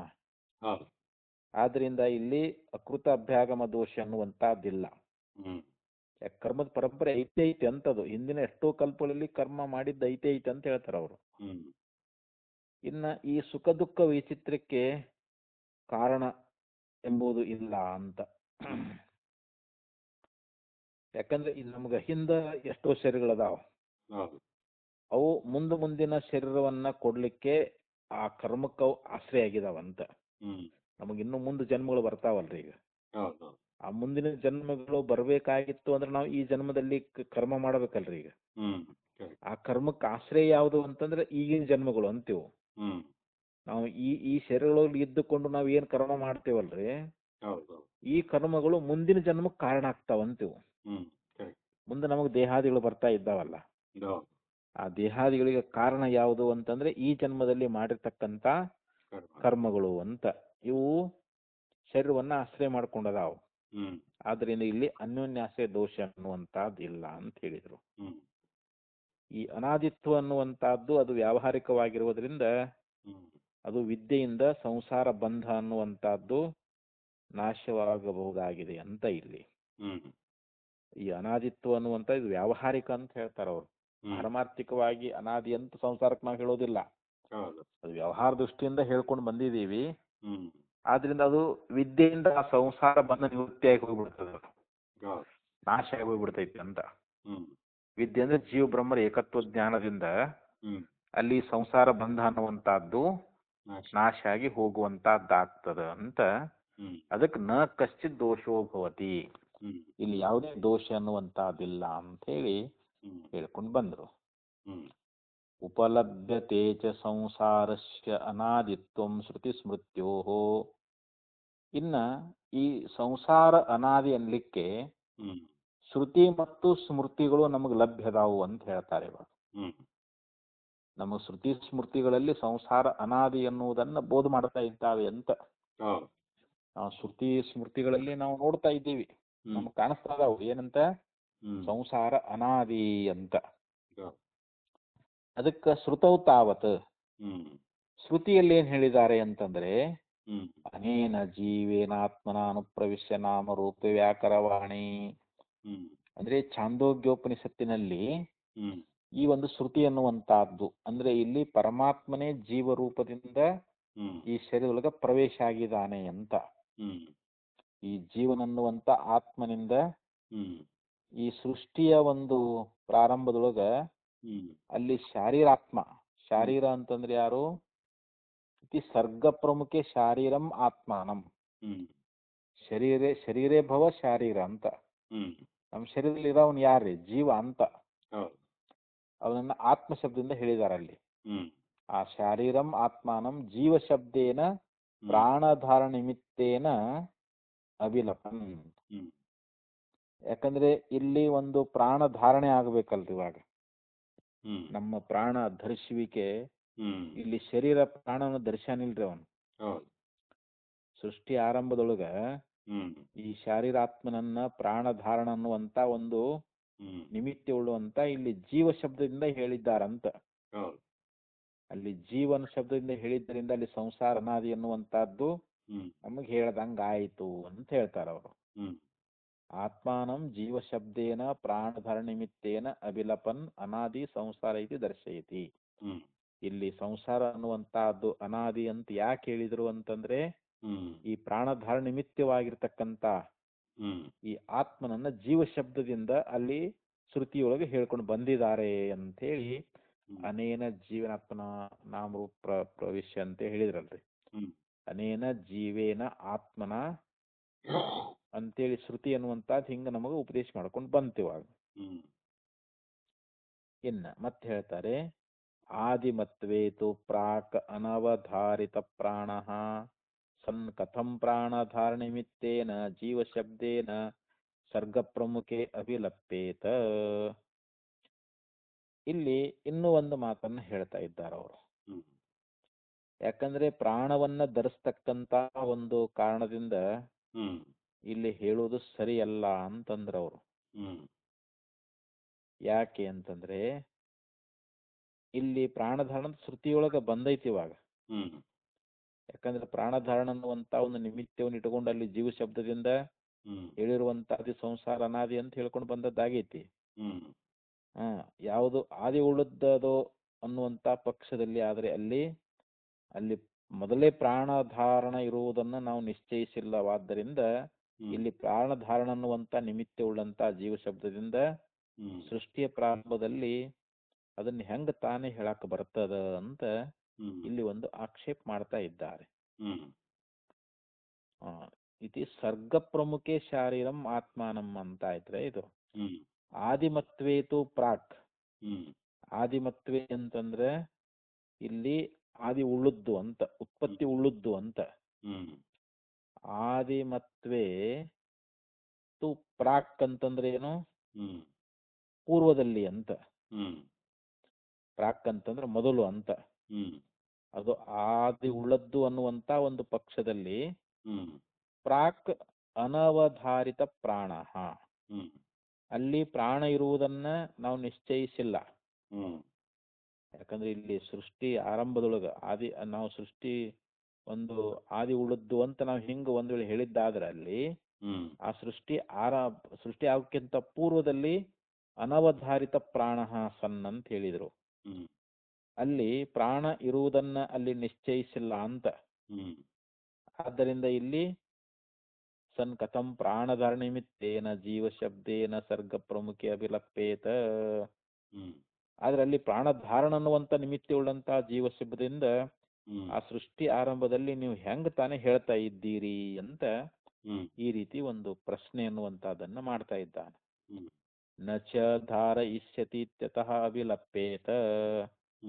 ಅಂದ್ರೆ ಅವನು ಮುಂದೆ ಪ್ರಾಣವನ್ನ ಧರಿಸ್ತಾನನ್ನುವಂತ ಒಂದು ಕಾರಣದಿಂದ ಹೇಳ್ಬಹುದು ಅಂತ ಹೇಳಿ. ಈ ಸದ್ಯ ಅಂತೂ ಇಲ್ಲ, ಸೃಷ್ಟಿ ಆದ ಬಳಿಕ ಮುಂದೆ ಅವನು ಪ್ರಾಣಧಾರಣ ಮಾಡ್ತಾನೆ ಅಂತ ಹೇಳಿ ಹ್ಮ್ ಈ ಪ್ರಕಾರವಾಗಿ ಹೇಳ್ಬಹುದಲ್ಲ ಅಂತ. ಹ್ಮ್ ಸೃಷ್ಟಿಯ ಪ್ರಾರಂಭದೊಳಗೆ ಹ್ಮ್ ಅಲ್ಲಿ ಜೀವ ಪ್ರಾಣಧಾರಣೆ ಮಾಡ್ತಾನಂತ ಹೇಳ್ಬೋದಲ್ಲ ಅಂತ. ಹ್ಮ್ ಅಂದ್ರೆ ಮುಂದೆ ಹ್ಮ್ ಆ ಪ್ರಾಣ ಧರಿಸುವಂತ ಒಂದು ಕಾರಣದಲ್ಲಿ ಹೇಳ್ಬೋದಲ್ಲ ಅಂತಂದ್ರೆ ಹ್ಮ್ ಅದು ಕೂಡ ಸರಿಯಲ್ಲ ಅಂತ ಹೇಳ್ತಾ ಇದ್ದಾರೆ. ಹ್ಮ್ ಸೂರ್ಯಾಶ್ಚಂದ್ರಮಸೌ ಅನಾಗತಾತ್ ಹಿ ಸಂಬಂಧಾತ್ ಹ್ಮ್ ಗತಿ ಅತೀತಃ ಸಂಬಂಧೋ ಬಲವಾನ್ ಭವತಿ ಹ್ಮ್ ಅವಿನಿಷ್ಪನ್ನತ್ವಾತ್. ಹ್ಮ್ ಯಾಕಂದ್ರೆ ಇಲ್ಲಿ ಮುಂದೆ ಆಗ್ತಕ್ಕಂತ ಒಂದು ಸಂಬಂಧ ಏನದಲ್ಲ, ಹ್ಮ್ ಅದಕ್ಕಿಂತಲೂ ಹಿಂದೆ ಆಗಿ ಹೋಗಿರ್ತಕ್ಕಂತ ಸಂಬಂಧ ಹ್ಮ್ ಅದು ಬಹಳ ಬಲವುಳ್ಳದ್ದಾಗಿರ್ತೈತಂತ್ರ. ಅದು ಹ್ಮ್ ಮುಂದೆ ಸಂಬಂಧ ಆಗ್ತೈತ್ ಬಿಟ್ಟು ಮುಂದೆ ಆಗ್ತೈತೆ, ಆದ್ರೆ ಹಿಂದೆ ಹ್ಮ್ ಅದಕ್ಕಿಂತ ಹಿಂದೆ ಆಗಿರ್ತಕ್ಕಂತ ಸಂಬಂಧ ಬಹಳ ಬಲಿಷ್ಠಿರ್ತೈತಂತ್ರ ಅದು. ಹ್ಮ್ ಅನಾಗತಾತ್ ಹಿ ಸಂಬಂಧಾತ್. ಹ್ಮ್ ಅನಾಗತಾತ್ ಅಂದ್ರೇನು, ಮುಂದೆ ಆಗುವಂತ ಸಂಬಂಧಕ್ಕಿಂತ. ಹ್ಮ್ ಅತೀತಃ ಸಂಬಂಧ, ಅತೀತ ಅಂದ್ರೆ ಏನು, ಕಳೆದು ಹೋಗಿರ್ತಕ್ಕಂತ ಸಂಬಂಧ ಅಂತ. ಹ್ಮ್ ಮುಂದೆ ಆಗುವಂತ ಸಂಬಂಧಕ್ಕಿಂತ ಹಿಂದೆ ಕಳೆದು ಹೋಗಿರ್ತಕ್ಕಂತ ಸಂಬಂಧ ಅನ್ನುವಂತಹದ್ದು ಹ್ಮ್ ಬಲವಾನ್ ಭವತಿ ಅಂತ. ಹ್ಮ್ ಅದು ಬಹಳ ಬಲಿಷ್ಠ ಆಗಿರ್ತೈತಿ ಅಂತ ಹೇಳ್ತಾರ ಅವ್ರು. ಹ್ಮ್ ಯಾಕಂದ್ರೆ ಅದೇ ನಿಷ್ಪನ್ನತ್ವಾತ್. ಹ್ಮ್ ಯಾಕಂದ್ರೆ ಆ ಅತೀತ ಸಂಬಂಧ ಅನ್ನುವಂಥದ್ದು ಸಿದ್ಧ ಆಗಿಬಿಟ್ಟೈತಿ ಅಂತದು. ಹ್ಮ್ ಅಭಿನಿಷ್ಪನ್ನ ಅಂತ ಅದು ಉತ್ಪತ್ತಿ ಆಗುವಂತಹದ್ದಲ್ಲ ಅಂತದು. ಹ್ಮ್ ಆ ಕಳೆದು ಹೋದ ಸಂಬಂಧ ಅದು ಸಿದ್ಧ ಆಗಿಬಿಟ್ಟೈತಿ ಅಂತ ಹೇಳ್ತಾರ ಅವರು. ಹೌದು ಅಂದ್ರೆ ಹೊಸದಾಗಿ ಆಗಬೇಕಾದಕ್ಕಿಂತ ಆಗಲೇ ಆಗಿರೋ ನಿಶ್ಚಯ ಹೆಚ್ಚಿನ ಸಂಬಂಧ ಅಂತ. ಹ್ಮ್ ಈ ಹೊಸದಾಗಿ ಸಂಬಂಧ ಆಗೋದಕ್ಕಿಂತ ಹ್ಮ್ ಮೊದಲೇ ಆಗಿರ್ತಕ್ಕಂತ ಏನು ಸಂಬಂಧದ ಅದು ಹೆಚ್ಚಿಂದು ಅಂತ ಹೇಳ್ತಾರೆ ಈಗ ಅವರು. ಹ್ಮ್ ಸೂರ್ಯಾಶ್ಚಂದ್ರಮಸೌ ಧಾತ ಯಥಾ ಪೂರ್ವಮಕಲ್ಪಯತ್ ಹ್ಮ್ ಇತಿ ಚ ಮಂತ್ರವರ್ಣಃ ಪೂರ್ವಕಲ್ಪಸದ್ಭಾವಂ ದರ್ಶಯತಿ. ಋಗ್ವೇದ ಸಂಹಿತೆಯೊಳಗೆ ಹ್ಮ್ ಒಂದು ಮಂತ್ರದಲ್ಲಿ ಹೇಳ್ತಾ ಇದ್ದಾರೆ, ಹ್ಮ್ ಸೂರ್ಯಾಶ್ಚಂದ್ರಮಸೌ. ಹ್ಮ್ ಇಲ್ಲಿ ಯಾರು ಧಾತೃ ಆಗಿರ್ತಕ್ಕಂಥವನು ಹ್ಮ್ ಸೂರ್ಯ ಮತ್ತು ಚಂದ್ರನನ್ನ ಹ್ಮ್ ಮೊದಲಿನಂತೆ ಕಲ್ಪಿಸಿದ ಅಂತ ಹ್ಮ್ ಒಂದು ಮಂತ್ರ ಬರ್ತದಿಲ್ರಿ. ಹೌದು ಸೂರ್ಯಾಶ್ಚಂದ್ರಮಸೌ ಧಾತ. ಧಾತ ಅಂದ್ರೆ ಧಾತೃ ಆಗಿರ್ತಕ್ಕಂಥವನು ಅಂತ. ಹ್ಮ್ ಇಲ್ಲಿ ಸೂರ್ಯ ಮತ್ತು ಚಂದ್ರರನ್ನ ಹ್ಮ್ ಯಥಾಪೂರ್ವಂ ಅಕಲ್ಪಯತು. ಹ್ಮ್ ಪೂರ್ವಂ ಅಂದ್ರೆ ಮೊದಲಿನಂತೆನೆ, ಮೊದಲಂದ್ರೆ ಸೂರ್ಯ ಹೆಂಗಿದ್ದ ಹಂಗೆ ಕಲ್ಪಿಸಿದ ಅಂತ. ಹ್ಮ್ ಸೃಷ್ಟಿಕರ್ತ. ದಾತ ಅಂದ್ರೆ ಯಾರೋ ಸೃಷ್ಟಿಕರ್ತನಾಗಿರ್ತಕ್ಕಂಥ ಈಶ್ವರ ಅಂತ. ಹ್ಮ್ ಈಶ್ವರ ಮತ್ತು ಹಿಂದಿನ ಕಲ್ಪದಲ್ಲಿ ಹ್ಮ್ ಸೂರ್ಯ ಚಂದ್ರಾದಿಗಳು ಹೆಂಗಿದ್ರಲ್ಲ, ಹೌದು ಮತ್ ಹಂಗೆ ಅವನು ಕಲ್ಪಿಸಿಕೊಂಡ. ಮತ್ ಹಂಗ ಸೂರ್ಯ ಅವರೇ ಮೂಡಿದ್ರು, ಮತ್ತೇನು ಹೊಸಬ್ರು ಯಾರು ಬಂದೇ ಇಲ್ಲ ಅಂತ ಈಗ ಅವರು. ಹ್ಮ್ ಹಿಂದಿನ ಕಲ್ಪದಲ್ಲಿ ಇರತಕ್ಕಂತ ಸೂರ್ಯ ಚಂದ್ರಾದಿಗಳು ಎಲ್ಲಾ ಜೀವರಾಶಿಗಳು, ಹ್ಮ್ ಅಲ್ಲಿರ್ತಕ್ಕಂತ ಅವ್ರು ಮಾಡಿರ್ತಕ್ಕಂತ ಕರ್ಮ ವಾಸನೆಗಳು ಹ್ಮ್ ಅವೆಲ್ಲ ಪ್ರಳಯ ಆದಾಗ ಬ್ರಹ್ಮದಲ್ಲಿ ಅವು ಏಕೀಭೂತ ಆಗಿ ಹೋಗ್ಬಿಟ್ಟಿರ್ತಾವ. ಹೌದು ಅಂದ್ರೆ ಅವು ವಾಸನಾ ರೂಪವಾಗಿ ಅದಾವಂತಲ್ಲಿ ಸೂಕ್ಷ್ಮವಾಗಿ. ಹ್ಮ್ ಅಂದ್ರೆ ಅಲ್ಲಿ ಇರೋದು ಶುದ್ಧ ಬ್ರಹ್ಮವೇ ಬಿಡ್ರದು. ಹೌದು ಅಲ್ಲಿರ್ತಕ್ಕಂತ ಪ್ರಪಂಚಗಳು ಅವ್ಯಕ್ತ ರೂಪದಿಂದ ಅಂತ. ಹ್ಮ್ ಒಂದು ಬೀಜದಲ್ಲಿ ವೃಕ್ಷ ಹೆಂಗ್ ಅಡಗಿರ್ತದಲ್ಲ, ಹ್ಮ್ ಹಂಗ ಬ್ರಹ್ಮದೊಳಗ ಪ್ರಳಯ ಕಾಲದಲ್ಲಿ ಈ ಜಗತ್ತೆಲ್ಲವೂ ಅವ್ಯಕ್ತ ರೂಪವಾಗಿ ಅದು ಅಲ್ಲಿ ಅಡಗಿರ್ತದ ಅಂತ. ಹ್ಮ್ ಆದ್ದರಿಂದ ಇಲ್ಲಿ ಧಾತೃವಾಗಿರ್ತಕ್ಕಂಥವನು ಹ್ಮ್ ಆ ಸೂರ್ಯ ಮತ್ತು ಚಂದ್ರರನ್ನ ಮೊದಲಿನಂತೆನೆ ಅವನು ಕಲ್ಪಿಸಿದ ಅಂತ ಹೇಳಿ ಹಿಂಗ ಋಗ್ವೇದ ಸಂಹಿತೆ ಅನ್ನುವಂತಹದ್ದು ಹೇಳ್ತಾ ಇದೆ ಅಂತ. ಹ್ಮ್ ಇತಿ ಚ ಮಂತ್ರವರ್ಣ ಪೂರ್ವಕಲ್ಪ ಸದ್ಭಾವಂ ದರ್ಶಯತಿ. ಹ್ಮ್ ಈ ಮಂತ್ರವರ್ಣ ಅನ್ನುವಂತಹದ್ದು ಹಿಂದಿನ ಕಲ್ಪ ಅನ್ನುವಂತಹದ್ದು ಇತ್ತು ಅನ್ನುವಂಥದ್ದನ್ನ ನಮಗೆ ತಿಳಿಸಿಕೊಡ್ತದೆ. ಹ್ಮ್ ಅಂದ್ರೆ ಈ ಪ್ರಳಯ ಆಗೋದಕ್ಕಿಂತ ಪೂರ್ವದಲ್ಲಿ ಅದು ಒಂದೇನು ಕಲ್ಪ ಅದಲ್ಲ, ಅಲ್ಲಿ ಅವಾಗ ಇದು ಇತ್ತು ಅಂತ. ಹ್ಮ್ ಆ ಹಿಂದಿನ ಕಲ್ಪ ಅನ್ನುವಂತ ಅವಾಗೂ ಪ್ರಪಂಚ ಸಂಸಾರ ಇತ್ತು ಅಂತ ಅವಾಗ. ಅದು ತಿಳಿಸ್ತೈತೆ ಅಂತ ಹೇಳ್ತಾರ ಅವ್ರು. ಅಂದ್ರೆ ಈ ಸೃಷ್ಟಿನೇ ಇದೇ ಮೊದಲನೇದಲ್ಲ ಅಂತ. ಏನೀಗ ಸೃಷ್ಟಿ ಆಗೈತಲ್ಲ ಇವಾಗ, ಇದೇ ಮೊದಲನೇ ಸೃಷ್ಟಿ ಅಂತ ನಾವು ತಿಳ್ಕೋವಂತ ಎಷ್ಟೋ ಸೃಷ್ಟಿಗಳು ಆಗಿ ಹೋಗ್ಯಾವ ಅಂತೀವಿ. ಇದು ಒಂದ್ ಸೃಷ್ಟಿ ಅಲ್ಲ, ಏನ ಎಷ್ಟೋ ಲೆಕ್ಕವಿಲ್ಲದಷ್ಟು ಸೃಷ್ಟಿಗಳಾಗಿ ಹೋಗ್ಯಾವ ಅಂತ ಹೇಳ್ತಾರ ಅವ್ರು. ಆದ್ರಿಂದ ಯಾಕೆ ಸಂಸಾರ ಅನಾದಿಯಾಗಿರುವುದರಿಂದ ಎಷ್ಟೋ ಸೃಷ್ಟಿಗಳು ಆಗಿ ಹೋಗಿದಾವೆ ಅಂತ. ಅದಕ್ಕೆ ಇಲ್ಲಿ ನ ರೂಪಮಸ್ಯೇಹ ತಥೋಪಲಭ್ಯತೆ. ಹ್ಮ್ ಇದಲ್ರಿ ಈಗ ಸ್ಮೃತವಪಿ ಅನಾದಿತ್ವಂ ಸಂಸಾರಸ್ಯ ಉಪಲಭ್ಯತೆ. ಹೌದು. ಇನ್ನು ಸ್ಮೃತಿ ಗ್ರಂಥದಲ್ಲಿಯೂ ಕೂಡ ಇಲ್ಲಿ ಹ್ಮ್ ಅದಕ್ಕೆ ಸಂಸಾರ ಅನ್ನುವಂತಹದ್ದು ಅನಾದಿ ಎನ್ಲಿಕ್ಕೆ ಹ್ಮ್ ಅಲ್ಲಿ ಉಪದೇಶ ಮಾಡಿದ್ದು ನಮಗೆ ಕಂಡು ಬರ್ತಾ ಇದೆ ಅಂತ ಹ್ಮ್ ಸ್ಮೃತಿ ಗ್ರಂಥದಲ್ಲಿ. ಯಾವ್ದಪ್ಪ ಅಂತಂದ್ರೆ ಹ್ಮ್ ನ ರೂಪಮಸ್ಯೇಹ ತಥೋಪಲಭ್ಯತೆ ನಾಂತೋ ನ ಚಾದಿನ ಚ ಸಂಪ್ರತಿಷ್ಠಾ. ಹ್ಮ್ ಭಗವದ್ಗೀತೆ 15ನೇ ಅಧ್ಯಾಯದಲ್ಲಿ ಹೇಳ್ತಾ ಇದ್ದಾರೆ. ಹ್ಮ್ ಯಾಕಂದ್ರೆ ಇಲ್ಲಿ ಯಾವ ರೂಪಗಳು ಕಂಡು ಬರಂಗಿಲ್ಲ. ಹ್ಮ್ ನ ರೂಪಂ ಅಸ್ಯ ಇಹ ತಥಾ ಉಪಲಭ್ಯತೆ. ಹ್ಮ್ ತಥಾ ಅಂತಂದ್ರ ಈ ಸೃಷ್ಟಿ ಕಾಲದೊಳಗ ಹ್ಮ್ ಈ ಏನು ರೂಪಗಳು ಅದಾವಲ್ರಿ, ಹೌದೌದು. ಇಲ್ಲಿ ಹೆಂಗ ಅದಾವಲ್ಲ ಹಾಗೆ ಆ ರೂಪ ಅನ್ನುವಂಥದ್ದಲ್ಲಿ ಹ್ಮ್ ಕಂಡು ಬರುವುದಿಲ್ಲ.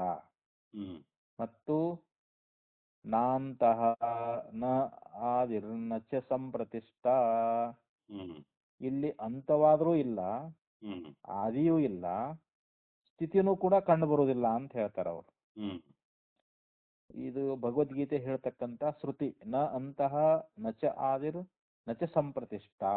ಹ್ಮ್ ಅಂದ್ರೆ ಈ ಸಂಸಾರ ಅಂತ ಇದು ಅಂತವಾದರೂ ಕೂಡ ಇಲ್ಲ, ಆದಿಯೂ ಕೂಡ ಇಲ್ಲ, ಹ್ಮ್ ಮತ್ತು ಅದಕ್ಕೆ ಸ್ಥಿತಿಯೂ ಕೂಡ ನಮಗೆ ಕಂಡು ಬರುವುದಿಲ್ಲ ಅಂತ. ಹ್ಮ್ ಈ ರೀತಿಯಾಗಿ ಸಂಸಾರ ಅನ್ನುವಂಥದ್ದು ಅನಾದಿ ಅಂತ ಹೇಳಿ ಹ್ಮ್ ಹೇಳಿದ್ದು ನಮಗೆ ಶ್ರುತಿ ಸ್ಮೃತಿಗಳಲ್ಲಿ ಹ್ಮ್ ಇದು ಕಂಡು ಬರ್ತಾ ಇದೆ ಅಂತ ಹೇಳಿದ್ರು ಅವರು. ಹ್ಮ್ ಅಂದ್ರೆ ಆದಿ ಅಂತ್ಯಗಳು ನಮಗೆ ಕಾಣೋದಿಲ್ಲ ಅದ ಅಂತ ಹಿಂಗ ಅಂದದ್ರಿಂದ ಹ್ಮ್ ಅಲ್ಲಿ ಅನಾದಿ ಅನಂತ ಅಂತ ಹೇಳ್ದಂಗ ಆಯ್ತು ಇವಾಗ. ಹ್ಮ್ ಅಂದ್ರೆ ವ್ಯವಹಾರ ದೃಷ್ಟಿಯಿಂದ ಅಲ್ಲಿ ಅನಂತ ಅಂತ ಹೇಳಿದ್ದಾರೆ ಹೊರತು ಹ್ಮ್ ಜ್ಞಾನದಿಂದ ಅದು ಬಾಧಿತ ಆಗಿಬಿಡ್ತದ. ಹೌದು. ಅದು ಅಂತೂ ಉಳಿದ್ದೆ ಅಂತ. ಹ್ಮ್ ಅದನ್ನ ನಾವು ಇಲ್ಲಿ ನೆನ್ಪಿಟ್ಕೋಬೇಕಂತ ಹೇಳ್ತಾರೆ ಅವರು. ಹ್ಮ್ ಮತ್ತು ಇಲ್ಲಿ ಪುರಾಣೇ ಚ ಅತೀತ ಅನಾಗತಾನಾಂ ಚ ಕಲ್ಪಾನಾಂ ನ ಪರಿಮಾಣಂ ಅಸ್ತಿ ಇತಿ ಸ್ಥಾಪಿತುಂ. ಹ್ಮ್ ಮತ್ತು ಪುರಾಣದಲ್ಲಿಯೂ ಕೂಡ ಏನಿದೆ ಅಂತಂದ್ರೆ ಅತೀತ ಅನಾಗತಾನ. ಹ್ಮ್ ಅತೀತ ಅಂದ್ರೆ ಗತಿಸಿ ಹೋಗಿರ್ತಕ್ಕಂಥದ್ದು, ಹ್ಮ್ ಆಗಿ ಹೋಗಿರ್ತದಲ್ಲ ಅದಕ್ಕೆ ಅತೀತ ಅಂತ ಕರೀತಾರೆ. ಹ್ಮ್ ಅನಾಗತಾನಾಂ ಅಂತಂದ್ರೆ ಏನು ಮುಂದೆ ಬರ್ತಕ್ಕಂಥ ಕಲ್ಪಗಳು ಅಂತ. ಹ್ಮ್ ಚ ಕಲ್ಪಾನಾಂ ಚ ನ ಪರಿಮಾಣಂ ಅಸ್ತಿ ಇತಿ. ಹ್ಮ್ ಅಲ್ಲಿ ಅವುಗಳಿಗೆ ಪರಿಮಿತಿ ಅನ್ನುವಂಥದ್ದು ಇಲ್ಲ ಅಂತಾನೆ ಇಲ್ಲಿ ಹ್ಮ್ ಸ್ಥಾಪಿತ ಆಗೈತಿ ಅಂತ. ಇತಿ ಸ್ಥಾಪಿತಂ. ಹೌದು. ಈ ರೀತಿಯಾದ ಸ್ಥಾಪಿತ ಆಗೈತಿ, ಅದು ನಿಶ್ಚಯ ಆಗೈತಿ ಅಂತ ಹ್ಮ್ ಪುರಾಣದಲ್ಲಿ ಕೂಡ ಇದನ್ನ ಹೇಳ್ಕೊಂಡ್ ಬರ್ತಾರೆ. ಹ್ಮ್ ಎಂದಾಗಿ ಹೋಗಿರ್ತಕ್ಕಂಥ ಮುಂದೆ ಬರುವಂತ ಕಲ್ಪಗಳಿಗೆ ಹ್ಮ್ ಅಲ್ಲಿ ಪರಿಮಿತಿ ಅನ್ನುವಂತಹದ್ದು ಇಲ್ಲ ಅಂತಾನೆ ಅಲ್ಲಿ ಹ್ಮ್ ನಿರ್ಣಯ ಮಾಡಿ ಹೇಳ್ಬಿಟ್ಟಿದ್ದಾರೆ ಅಂತ ಅಲ್ಲಿ. ಹ್ಮ್ ಆದ್ದರಿಂದ ಇಲ್ಲಿ ಶಬ್ದ ಪ್ರಮಾಣದಿಂದಲೂ ಯುಕ್ತಿಯಿಂದಲೂ ಹ್ಮ್ ಸಂಸಾರಕ್ಕೆ ಅನಾದಿತ್ವ ಅನ್ನುವಂತ ಸಿದ್ಧ ಆಗುವುದರಿಂದ ಹ್ಮ್ ಇಲ್ಲಿ ಕರ್ಮಾಪೇಕ್ಷವಾಗಿ ಜಗತ್ತನ್ನ ಸೃಷ್ಟಿ ಮಾಡಿರ್ತಕ್ಕಂಥ ಈಶ್ವರನಿಗೆ ಯಾವುದೇ ವೈಷಮ್ಯ ನೈರ್ಗುಣ್ಯ ದೋಷ ಅನ್ನುವಂತಹದ್ದು ಇಲ್ಲ ಅಂತ ಸಿದ್ಧ ಮಾಡಿದ್ರು. ಇವಾಗ ಈಶ್ವರನಿಗೆ ಒಂದು ರಾಗದ್ವೇಷಗಳು ಇಲ್ಲ ಅಂತ ಹೇಳ್ತಾರ ಅವರು. ಈಶ್ವರನಿಗೆ ರಾಗನೂ ಇಲ್ಲ, ಅವನಿಗೆ ದ್ವೇಷನೂ ಇಲ್ಲ ಅಂತ ಅವನು. ಇಷ್ಟು ಇದನ್ನ ನಿರ್ಣಯ ಮಾಡಿಕೊಂಡು ನಮಗೆ ಹೇಳಿದ್ರಿ. ಈಗ ಇನ್ನ ಸರ್ವಧರ್ಮೋಪಪತ್ತೇತ್ಯಧಿಕರಣ ಅಂತ ಇನ್ನು 13ನೇ ಅಧಿಕಾರ, ಇದು ಲಾಸ್ಟ್ ಅಧಿಕರಣ, ಇದು ಕೊನೆಯದಿದ್ರಿ. ಸರ್ವಧರ್ಮೋಪಪತ್ತೇಶ್ಚ ಅಂದ್ರೆ ಎಲ್ಲಾ ಧರ್ಮಗಳು ಹೊಂದುಗಡೆಯಾಗಿರುವುದರಿಂದ ಇಲ್ಲಿ ಬ್ರಹ್ಮ ಕಾರಣ ಇದು ಹೊಂತದ ಅಂತ. ಜಗತ್ತಿಗೆ ಬ್ರಹ್ಮವೇ ಕಾರಣ ಅನ್ನುವಂತಹದ್ದು ಹೊಂದುಗಡೆ ಆಗ್ತದ ಅನ್ನೋದ್ರ ಬಗ್ಗೆ ಈ ಒಂದು ಅಧಿಕರಣದಲ್ಲಿ ತಿಳಿಸ್ತಾ ಇದ್ದಾರೆ. ಚೇತನಂ ಬ್ರಹ್ಮ ಜಗತಃ ಕಾರಣಂ ಪ್ರಕೃತಿಶ್ಚ ಇತ್ಯಸ್ಮಿನ್ ಅವಧಾರಿತೆ ವೇದಾರ್ಥೆ ಉಪಕ್ಷಿಪ್ತಾನ್ ವಿಲಕ್ಷಣಾತ್ವಾದೀನ ದೋಷಾನ್ ಪರಿಹಾರ್ಷೀತ್ ಆಚಾರ್ಯಃ. ನೋಡಿ, ಈ ಜಗತ್ತಿಗೆ ಚೇತನಂ ಬ್ರಹ್ಮ ಕಾರಣಂ, ಚೇತನವಾಗಿರ್ತಕ್ಕಂಥ ಬ್ರಹ್ಮವೇ ಕಾರಣ ಅಂತ ಯಾವುದು ಈ ಜಗತ್ತಿಗೆ. ಮತ್ತದು ಪ್ರಕೃತಿಶ್ಚ ಅಂತ ಹೇಳಿದ್ರು ಅವರು. ಪ್ರಕೃತಿಶ್ಚ ಅಂದ್ರೆ ಉಪಾದಾನ ಕಾರಣವೂ ಕೂಡ ಅದೇ. ನಿಮಿತ್ತ ಕಾರಣನೂ ಬ್ರಹ್ಮವೇ, ಉಪಾದಾನ ಕಾರಣವೂ ಬ್ರಹ್ಮವೇ, ಸಹಕಾರಿ ಕಾರಣ ಕೂಡ ಬ್ರಹ್ಮವೇ ಅಂತ, ಎಲ್ಲ ಅದೇ ಅಂತ. ಅಲ್ಲಿ ಬ್ರಹ್ಮದೇವ ಈ ಜಗತ್ ಸೃಷ್ಟಿ ಮಾಡ್ಬೇಕಾದ್ರ ಹೊರಗಿಂದ ಏನು ತಗೊಳಂಗಿಲ್ಲವ. correct. ಈಗ ಹೆಂಗ್ ಕುಂಬಾರ ಮಣ್ಣು ತಗೊಂಡು ಬಂದು ಗಡಿಗೆ ಮಾಡ್ತಾನಲ್ರಿ, ಹೌದು. ಹಂಗ ಬ್ರಹ್ಮ ಈ ಜಗತ್ ಸೃಷ್ಟಿ ಮಾಡ್ಬೇಕಾದ್ರ ಹ್ಮ್. ಅವ್ ಹೊರಗಿಂದ ಏನಾರ ತರ್ತಾನಂತ ಅವ? ಇಲ್ಲ. ಹ್ಮ್. ಏನು ಇಲ್ಲ ಅಂತ. ಅವನೇ ಉಪಾದಾನ ಕಾರಣ ಆಗಿದಾನ, ಹ್ಮ್. ಅವನೇ ನಿಮಿತ್ತ ಕಾರಣ, ಎಲ್ಲ ಅವನೇ ಆಗಿದಾನ ಅಂತ. ಹ್ಮ್. ಇತ್ಯಸ್ಮಿನ್ ಅವಧಾರಿತೆ ವೇದಾರ್ಥೆ. ಹ್ಮ್. ಮತ್ತೆ ಈ ರೀತಿಯಾಗಿ ನಮಗ ವೇದಾರ್ಥ ಅನ್ನುವಂಥದ್ದು ನಿಶ್ಚಯ ಆಗಿ ಹೋಗ್ಬಿಟ್ಟದ. ಹ್ಮ್. ಬ್ರಹ್ಮವೇ ಜಗತ್ತಿಗೆ ಉಪಾದಾನ ಕಾರಣ ನಿಮಿತ್ತ ಕಾರಣ ಅನ್ನುವಂಥದ್ದನ್ನ ಹ್ಮ್. ವೇದಾರ್ಥ ಅನ್ನುವಂಥದ್ದು, ವೇದಾರ್ಥ ಅಂದ್ರೆ ಉಪನಿಷತ್ ಅರ್ಥಗಳು ನಮಗ ಹ್ಮ್. ನಿಶ್ಚಯ ಮಾಡಿ ನಮ್ಗೆ ಉಪದೇಶ ಮಾಡಿ ಬಿಟ್ಟಿದಾವೆ ಈಗ. ಹ್ಮ್. ಆದ್ರೆ ಇಲ್ಲಿ ಸಾಂಖ್ಯ ಮೊದಲಾದವರು ಏನ್ ಮಾಡಿದ್ರು ಅಂತಂದ್ರೆ, ಹ್ಮ್. ಇಲ್ಲಪ್ಪ, ಯಾಕಂದ್ರೆ ವಿಲಕ್ಷಣತ್ವಾದೀನ್ ಹ್ಮ್. ಪರೈರುಪಕ್ಷಿಪ್ತಾನ್ ವಿಲಕ್ಷಣತ್ವಾದೀನ್ ದೋಷಾನ್. ಹ್ಮ್. ಅವ್ರೇನ್ ಹೇಳಿದ್ರು ಅಂತಂದ್ರೆ, ಇಲ್ಲಿ ಪ್ರಧಾನವೇ ಜಗತ್ತಿಗೆ ಕಾರಣ ಅಂತ ಹೇಳಬೇಕು. ಹ್ಮ್. ಯಾಕಂದ್ರೆ ಜಗತ್ತು ಜಡ ಅದ, ಈ ಪ್ರಧಾನವು ಕೂಡ ಜಡ ಅದ ಅಂತೇಳಿ ಹ್ಮ್. ಒಂದು ವಿಲಕ್ಷಣತ್ವ ಅನ್ನುವಂಥದ್ದು. ಹ್ಮ್. ಯಾಕೆ ವೈಲಕ್ಷಣ್ಯ ಐತಲ್ರಿ, ಈಗ ಜಗತ್ತಿಗೂ ಬ್ರಹ್ಮನಿಗೂ ನೀವು ಕಾರಣ ಭಾಗ ಹೇಳಿದ್ರ ಹೌದು. ಪರಸ್ಪರ ವಿಲಕ್ಷಣ ಅದು. ಯಾಕಂದ್ರೆ ಬ್ರಹ್ಮ ಚೇತನ ಅದು, ಹ್ಮ್. ಜಗತ್ತು ಜಡ ಅದು. ಹ್ಮ್. ಅವ ಹೇಳಿದ್ನಲ್ರಿ, ದೋಷಗಳನ್ನು ತೋರಿಸ್ಕೊಟ್ಟಿದ್ನಲ್ರಿ ಈಗ ಅವನು. ಹೌದು. ಇವೇ ಮೊದಲಾಗಿರ್ತಕ್ಕಂಥ ಎಷ್ಟೋ ದೋಷಗಳನ್ನ ಆಚಾರ್ಯರು ಪರಿಹಾರ ಮಾಡಿದಾರಂತ ಈಗ ಹ್ಮ್. ಇಂದ ಇಲ್ಲಿವರೆಗೆ. ಹ್ಮ್. 1ನೇ ಅಧ್ಯಾಯ 2ನೇ ಅಧ್ಯಾಯ ಹೇಳೋ 2ನೇ ಅಧ್ಯಾಯ ಇದು 1ನೇ ಪಾದದ ತನಕ ಹ್ಮ್. ಹ್ಮ್. ಇಲ್ಲಿ ಆಚಾರ್ಯ ಏನ್ ಮಾಡಿದ್ರು, ಹ್ಮ್. ಇಲ್ಲಿ ಪರೈರು ಉಪಕ್ಷಿಪ್ತಾನ್, ಪರರು ಅಂತಂದ್ರೆ ಯಾರು, ಸಾಂಖ್ಯರೇ ಮೊದಲಾದವರು ಅಂತ. ಹ್ಮ್. ಹ್ಮ್. ಅವ್ರು ಇಲ್ಲಿ ನಮಗೆ ವಾದಿಗಳು. ಅವರು ಹೌದು. ಅವ್ರು ಹೇಳಿರ್ತಕ್ಕಂಥ ವಿಲಕ್ಷಣತೆ ಮುಂತಾದ ದೋಷಗಳನ್ನ ಆಚಾರ್ಯರು ಹ್ಮ್. ಪರಿಹಾರ ಮಾಡಿ ಇಲ್ಲಿವರೆಗೆ ಹೇಳಿಬಿಟ್ಟಾರ. ಹ್ಮ್. ಇನ್ನ ಮತ್ತೊಬ್ಬರ ಒಂದು ಪಕ್ಷವನ್ನ ಹ್ಮ್. ಅದಕ್ಕೆ ಹೇಳ್ತಾರ ಅವ್ರಿಲ್ಲಿ, ಇದಾನಿಂ ಪರಪಕ್ಷ ಪ್ರತಿಷೇಧ ಪ್ರಧಾನಂ ಪ್ರಕರಣಂ ಪ್ರಾರಿಪ್ಸಮಾಣಃ ಸ್ವಪಕ್ಷ ಪರಿಗ್ರಹ ಪ್ರಧಾನಂ ಪ್ರಕರಣಂ ಉಪಸಂಹರತಿ. ಹ್ಮ್. ಇದಾನಿಂ ಅಂತಂದ್ರೆ ಈ ಸದ್ಯ ಅಂತ. ಹ್ಮ್. ಈಗ ಇಲ್ಲಿ ಏನ್ ಮಾಡ್ತಾರಂತಂದ್ರೆ, ಇಲ್ಲಿ ಮತ್ತೊಬ್ಬರ ಪಕ್ಷವನ್ನ ಅಲ್ಲಗಳಿಬೇಕಾಗ್ಯದ. ಹ್ಮ್. ಪ್ರಧಾನವಾಗಿರ್ತಕ್ಕಂಥ ಒಂದು ಪ್ರಕರಣವನ್ನ ಹ್ಮ್. ಪ್ರಾರಂಭ ಮಾಡ್ಬೇಕಾಗೈತಿ ಅಂತ. ಈಗ ಹ್ಮ್. ಇಲ್ಲಿ ಮತ್ತೊಬ್ಬ ಪ್ರತಿಪಕ್ಷಿ ನಮಗ್ ಬರ್ತಾನ ಅವನು, ಹ್ಮ್. ಮತ್ತೆ ಅವ್ನು ನಮಗ್ ಪ್ರಶ್ನೆಗಳನ್ನ ಹಾಕ್ತಾನ ಅವನು. ಹೌದು. ನಮ್ಮ ಪ್ರಧಾನವೇ ಕಾರಣ ಅಂತ ಹೇಳಿ ಹ್ಮ್. ಇಲ್ಲಿ ಮತ್ತೊಬ್ಬರು ಅವ್ರು ನಮಗ್ ಪೂರ್ವ ಪಕ್ಷಿಗ ಅವರು. ಹ್ಮ್. ಯಾಕಂದ್ರೆ ಅವ್ರ ಮತವನ್ನು ಅಲ್ಲಗಳಿಬೇಕಲ್ರಿ ಇವಾಗ. ಹೌದು. ಯಾಕಂದ್ರೆ ಅವರು ಪ್ರಧಾನವೇ ಇಲ್ಲಿ ನೇರವಾಗಿ ಅದೇ ಕಾರಣ ಅಂತ ಹೇಳ್ತಾರ ಜಗತ್ತಿನ ಇದಕ್ಕೆ ಅವರು. ಹ್ಮ್. ಆದ್ರೆ ಇಲ್ಲಿ ಅವ್ರ ಪಕ್ಷವನ್ನ ಅಲ್ಲಗಳಿಬೇಕಾಗೈತಿ. ನಾವಿಲ್ಲಿ ನಮ್ಮ ಸ್ವಪಕ್ಷವನ್ನ ಸ್ಥಾಪನಾ ಮಾಡ್ಬೇಕಾಗೈತಿ ಇವಾಗ. ಹೌದು. ನಮ್ಮ ಪಕ್ಷ ಏನು ಅನ್ನುವಂಥದ್ದನ್ನ ಹೇಳ್ಬೇಕಲ್ರಿ. ಸ್ವಪಕ್ಷ ಪರಿಗ್ರಹ ಪ್ರಧಾನಂ ಪ್ರಕರಣಂ ಉಪಸಂಹರತಿ. ಹೌದು. ಅಂದ್ರೆ ಇಲ್ಲಿ ಪರಪಕ್ಷವಾದಿಗಳಾಗಿರ್ತಕ್ಕಂಥ ಸಾಂಖ್ಯರೇ ಮೊದಲಾದವರು ಏನದಾರಲ್ಲ, ಹ್ಮ್. ಅವರ ಪಕ್ಷವನ್ನ, ಅವರ ವಾದವನ್ನ ಅಲ್ಲಿ ನಿಷೇಧ ಮಾಡಿ, ಹ್ಮ್. ಇಲ್ಲಿ ನಮ್ಮ ಪಕ್ಷ ಅನ್ನುವಂಥದ್ದು ಏನದಲ್ಲ ಹ್ಮ್. ಅದನ್ನ ಬೋಧ ಮಾಡಿ. ಹ್ಮ್. ಯಾಕಂದ್ರೆ ಪರಪಕ್ಷವನ್ನ ಅಲ್ಗಳ್ಯಾಕ ಬರ್ತದ. ಹೌದು. ಅವರ ಪ್ರಕರಣವನ್ನ ಇಲ್ಲಿ ಪ್ರಾರಂಭ ಮಾಡ್ಬೇಕಾಗೈತಿ ಈಗ. ಯಾಕಂದ್ರೆ ನಮ್ಮ ಪಕ್ಷವನ್ನ ನಾವು ಪ್ರತಿಪಾದನೆ ಮಾಡ್ಬೇಕಲ್ರಿ. ಹ್ಮ್.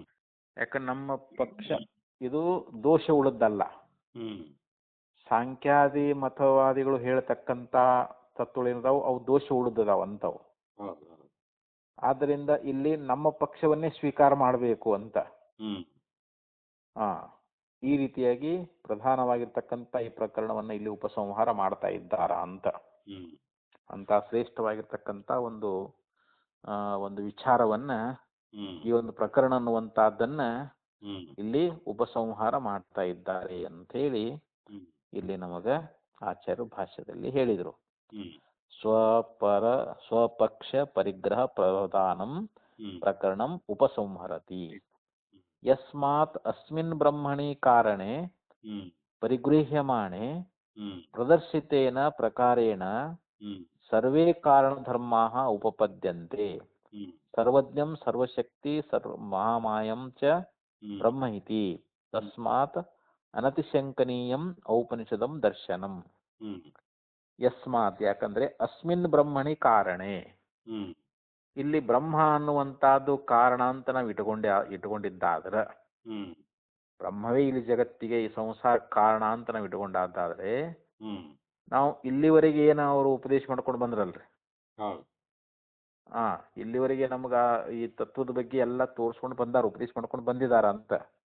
ಸರಿ ಸರ್ವೇ ಕಾರಣಧರ್ಮ ಉಪಪದ್ಯಂತೆ ಸರ್ವಜ್ಞಂ ಸರ್ವಶಕ್ತಿ ಮಹಾಮಾಯ, ಹ್ಮ್ ಅಂದ್ರೆ ಎಲ್ಲಾ ಕಾರಣ ಧರ್ಮಗಳು ಅಂತ. ಕರೆಕ್ಟ್ ಎಲ್ಲಾ ಕಾರಣ ಧರ್ಮಗಳು ಏನದಾವು ಇಲ್ಲಿ ನಮಗ ಹೊಂದುಗಡೆ ಆಗ್ತಾವು ಅಂತ. ಹ್ಮ್ ಯಾವುದು ಇಲ್ಲಿ ಬ್ರಹ್ಮ ಅನ್ನೋದು ಸರ್ವಜ್ಞ ಅದ, ಹ್ಮ್ ಸರ್ವಶಕ್ತಿ ಉಳ್ಳದ್ದದ, ಹ್ಮ್ ಅದು ಮತ್ತು ಮಹಾಮಾಯನೂ ಕೂಡ ಆಗೈತಿ ಅಂತದು. ಹ್ಮ್ ಹೌದು ಸರ್ವಜ್ಞ ಸರ್ವಶಕ್ತಿ ಮಹಾಮಾಯ ಹ್ಮ್ ಇಲ್ಲಿ ವಿಶೇಷಗಳನ್ನ ಕೊಟ್ಟಿದ್ದಾರೆ ಅವರು. ಹೌದು ಇವು ಲೋಕಸಿದ್ಧವಾಗಿರ್ತಕ್ಕಂಥ ಧರ್ಮಗಳಲ್ಲ ಇವು. ಹ್ಮ್ ಕರೆಕ್ಟ್ ಇವುಗಳಿರುವುದರಿಂದಲೇ ಕಾರಣ ಧರ್ಮಗಳೆಲ್ಲ ಹೊಂದ್ತಾ ಇದ್ದಾವೆ ಅಂತ.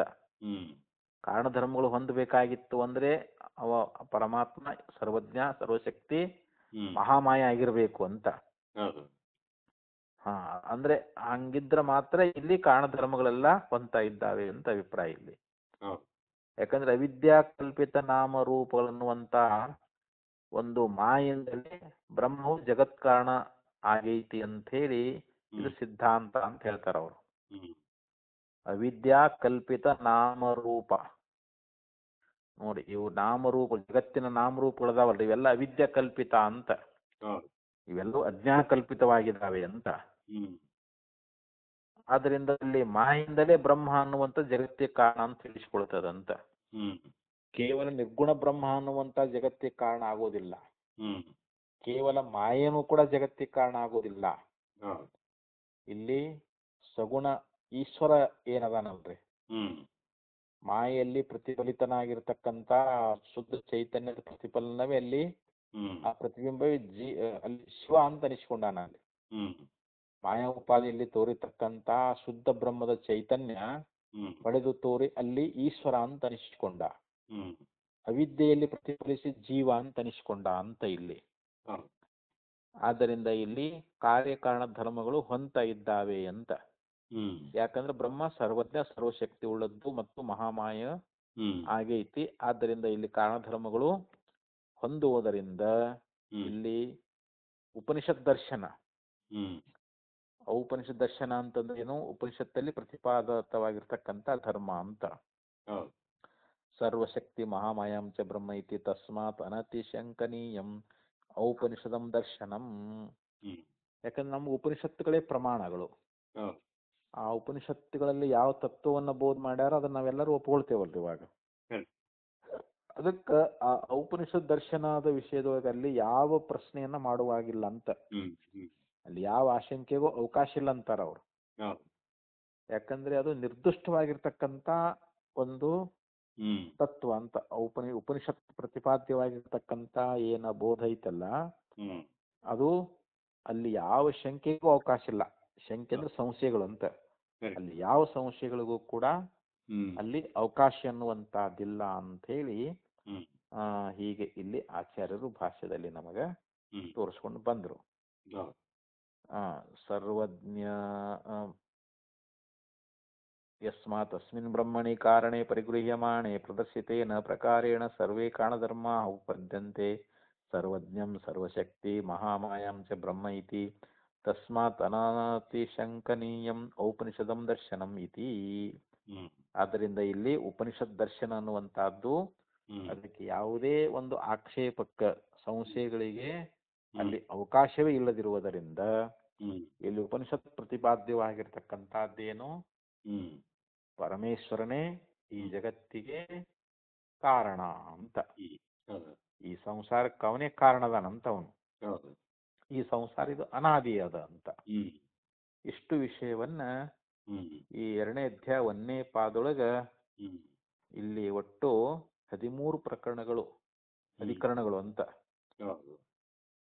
ಅಂದ್ರೆ ಬ್ರಹ್ಮಕ್ಕೆ ಕಾರ್ಯಕಾರಣ ಧರ್ಮಗಳು ಹೊಂತಾವೆ ಅನ್ನುವಂತ ಸರ್ವ ಧರ್ಮೋಪಪತ್ತೇಶ್ಚ ಅನ್ನುವಂತ ಸೂತ್ರದಿಂದ ಇಲ್ಲಿ ನಮಗ ಆಚಾರ್ಯರು ಭಾಷ್ಯದಲ್ಲಿ ಬಹಳ ಚೆನ್ನಾಗಿ ಪ್ರತಿಪಾದನೆ ಮಾಡ್ಕೊಂಡು ಬಂದರು. ಇಲ್ಲಿಗೆ ಎರಡನೇ ಅಧ್ಯಾಯ 1ನೇ ಪಾದ ಮುಗೀತು.